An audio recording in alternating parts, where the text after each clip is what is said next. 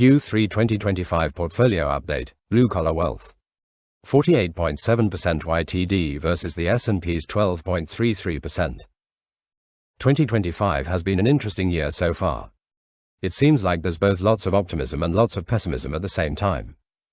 It has simultaneously been creating some discounted opportunities and some big returns. I began the investment strategy I currently use in 2023, which is focusing on tiny stocks, using DCF and book liquidation valuation models. Before that transition, I was trying to emulate Berkshire's current strategy of investing in large, mega-cap businesses, buying wonderful businesses at a fair price, resulting in mediocre average market returns. Since the transition in strategy, I've saw great results. 2023 I about averaged the S&P 500 at 25%, in 2024 I earned 32%, and this year, I've managed to earn a return of 48.7% YTD.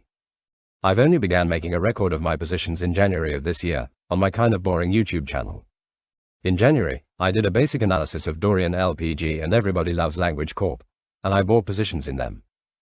33.3% of capital into Dorian LPG, and 16.6% into Everybody Loves Language Corp. 1.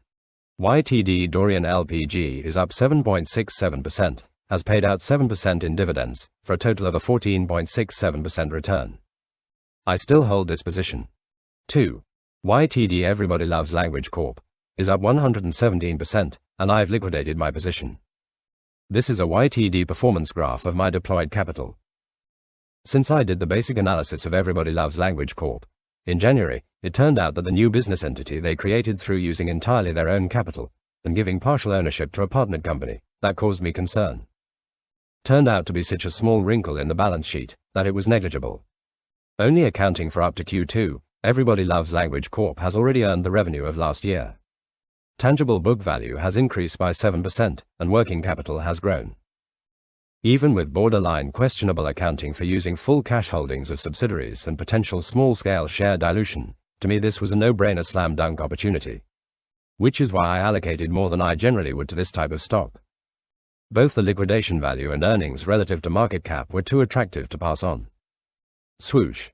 Dorian LPG has been more all over the place, which is sort of to be expected since it is both a petroleum byproduct and a shipping tanker, both being incredibly cyclical. It is up 7.67% YTD, and it has paid out 7% in dividends.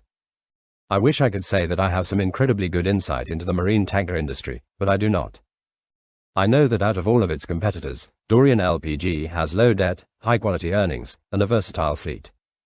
Demand for ammonia is increasing, and LPG ships can be converted into having the ability to transport it, and Dorian LPG has already been adding new ammonia carriers to their fleet.